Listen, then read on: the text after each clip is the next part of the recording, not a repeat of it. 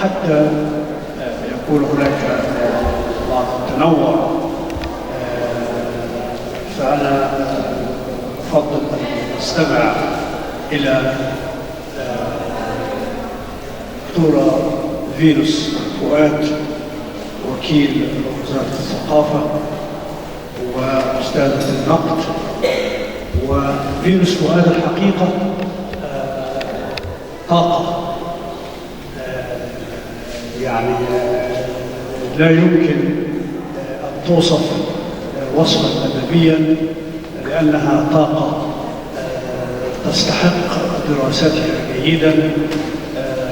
هذه الطاقة تمتد في كل مجالات عملها، وهي من الشخصيات التي تؤدي عملها بشكل يغلب عليه الضمير، ولذلك يكثر الجدل في أداءاتها الحقيقة، وهو جدل محمود على أي حال.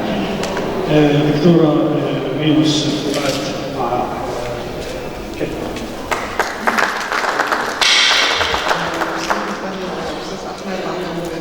الجميلة نفسية جدا لزملائي وزملاء المنصة. احنا بس ناخد كده في عجالة معرض اللي موجود والكتالوجات اللي بين ايدينا كرؤية نقدية سريعة.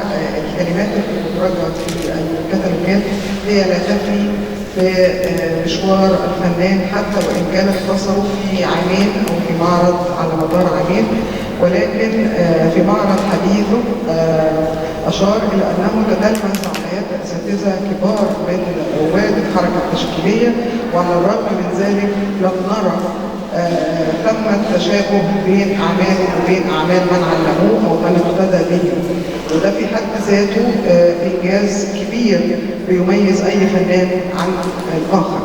فهناك ما هو معروف أن حينما يتتلمس فنان في بداية عمله أو في بداية إبداعاته، وخاصة أنه لم يدرس الفنون التشكيلية أكاديميا، فإنه غالبا ما يقوم بتقليد أساتذته أو من علمه، ولكنه خرج عن هذا المسار إلى مسارات منطقية جدا.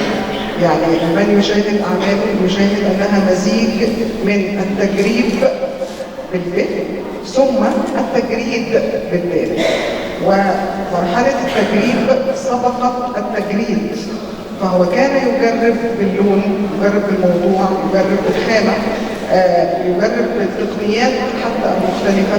حين استعرضت أعماله وجدت أنه في بعضها اقتبس من الرخام أو صنع طبقات لونية تعطي إيحاءات لونية تشبه الواقع الرخامي.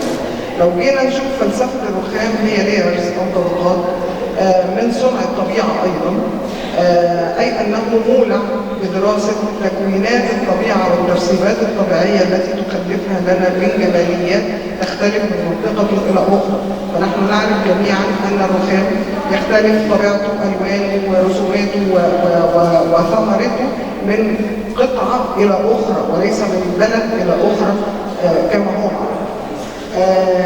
أي أنه من البداية مولع بدراسة ما هو غامض أو ما هو يخفى عن العيون، ثم ربط بينه وبين الطبيعة، فنجد أنه أضاف إلى سطح اللوحات التي أطلق عليها اسم لوحات رخامية أو تأثيرات الرخام إلى بعض اللمسات اللونية التجريدية، وهي بداية دخوله إلى مرحلة التجريد التجريدية للطبيعة ومرحلة الأشجار أو الأزهار.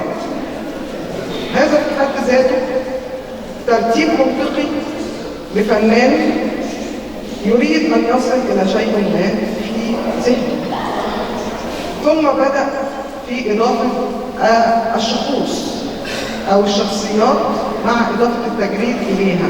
وهنا التجريد كان بشقين: تجريدي تعبيري وتجريدي سريالي، ثم انتقل إلى التجريد الرمزي.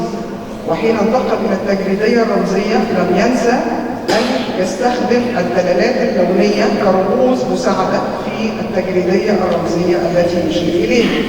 ومن هنا كان ولعه أو ما أشار إليه في معرض حديثه أثناء تفقدنا المعرض من أنه أراد أن يعزز فكرة فلسفة اللون. فلسفة اللون مرتبطة كتير أو في بعض التفسيرات بفلسفة العقيدة، وإن كان المعرض في مجمله يهدف إلى الفلسفة العامة والأفلاطونية المعروفة والجماليات المعروفة ونظريات علم الجمال المعروفة، الحق، الخير، الجمال. فالحق، الخير، الجمال هي هدف جميع الأديان والعقائد والشرائع السماوية، تهدف جميعها إلى خلق حالة من الاطمئنان والتأمل. فإذا لم نطمئن لن نتأمل. وأبونا العزيز معالي القس قال إنه بالنعمة ربنا علينا إن إحنا نتأمل ما فعلناه في اليوم، وإن مر علينا يوم لم نتأمل فيه ما فعلناه فهو لا يحسب من ربنا. إذن الهدف من التأمل ليس التأمل، هو الاطمئنان وخلو الذهن. صفي قلبك، صفي ذهنك لتعرف ما يدور حولك. هو ده الهدف اللي كل الشرائع السماوية هدفت إليه، وبالتالي ما أشار إليه أيضا من صلوات الفجر أو صلوات السهر. صلوات السهر ليه؟ لأن دقيق الحياة سكن، فالعلاقة بينك وبين من تعبده هي علاقة تأملية كلها خشوع وكلها اطمئنان شديد بأنه يسمعك، بأنه جميع ما يشغلك عن الحياة اختفى وأنت الآن في حالة أمل. نشعر بصوت السكون والتأمل في أعمال محمد قرطاج. كما أشار الفنان المهندس حسن وصفي رقيبنا العزيز والأستاذ الفنان أحمد الجنايني، الناقد أيضا الأستاذ أحمد الجنايني إلى أستاذنا يعني، ونتعلم منه الكثير، وهو كاتب وناقد وأشياء كثيرة جدا ورئيس أكاديمية القاهرة. أشار إلى أن الفنان قام بتجريب جميع الألوان وبالتته اللونية مفتوحة، وإن كنت أستشعر فيها إذا كان هو يشير إلى الطبيعة فقط أو الأشجار فقط أو الرخاميات فقط، فأنا أشعر معه أنه يبحث عن الجلال. الجلال ليس عبارة سهلة. جلال اللون وجمال اللون يجتمعان في أعمال محمد قرطاج. يبحث عن جلال اللون، وهذا الجلال هو أساس الديانات كلها والفنون المرتبطة بالديانات المختلفة، زي الديانة الإسلامية، القبطية، اليهودية. جميع الحضارات تستقي من بعض البحث عن الجلال والبحث عن التوحيد والبحث عن مصدر الهارموني اللي موجود في الدنيا كلها. أجد أنه يبحث بدقة شديد عن ما هو وراء الطبيعة، من يصنع هذا الجمال.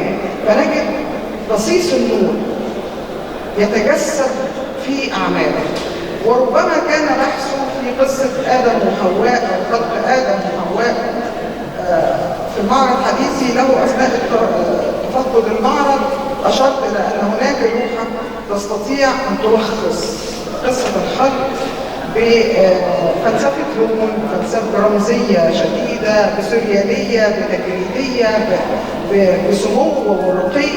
وهي لوحة خلق آدم، وهي تحمل الزهور التي تكتسي بالدماء، وهناك بعد فلسفي وبعد روحاني كبير في أعمال. أنا لن أطيل عليكم، ولكن أدعوكم إلى تأمل أعمال بدقة ودون ضجيج، يعني لا تستمعوا إلى أحد. أنا أرفض أن يكون هناك عنوان لأي لوحة، لأنك تحب رؤية المتلقي وتجبره على أن يبحث عن تفسير لما قمت بتسميته، فبالتالي تشغله عن التعايش مع العمل الفني ورؤيته رؤية جميلة، وأن يعني يبث فيه رؤيته وتأمله ليها، فكل منا يعكس أحاسيسه داخل ما يرى. فأدعو كل الفنانين عموما، يعني هو ده اتجاه الحديث الآن، أن لا يكون هناك عنوان لا حضرتك أشرت لا مش في الأوقات، يعني المراحل بتاعتك كمان. دع المتأمل يتأمل، ودع المتلقي يرى. ولا نستطيع ان احنا نشرح عمل فني بالذات اعمال، لانها بتجسد حاجات كتير جدا. انا كنت شايف حاجات غير اللي حضرتك كنت ناوي تعبر عنها، يمكن تكون اعمق. فدع المتلقي يغوص معك، ربما يكتشف اشياء ونقاط انت لم تشر اليها.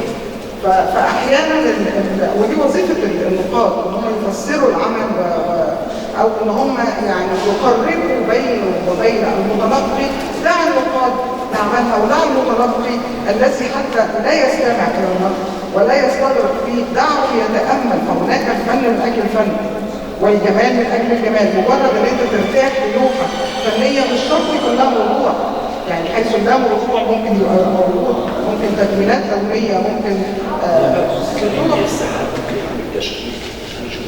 حضرتك وانا جايه انا كنت بقف في الطريق وبقول لابني شوف ده عالم، ده ربنا خلقنا صدقت حضرتك ان ربنا خلقنا فعلا. انا حاسه ان انا شايفه قرى، وشايفه عالم في السحب، شايفه يعني بنايات، وشايفه ايوه بالظبط. وانا شايفه وانا سايقه عماله اقول يعني يا رب سبحانك يا الله، ده انت الجمال، يعني فبأي آلاء ربكما تكذبان. يعني احنا عايشين في جو من النعم، مطرح ما نمشي سبحان الله. ففعلا جميعنا بيتخذ الفن وسيله لإلقاء الضوء على جماليات الحياه وجماليات الكون من خلال الفنانين او احنا كوسائط لنقلها.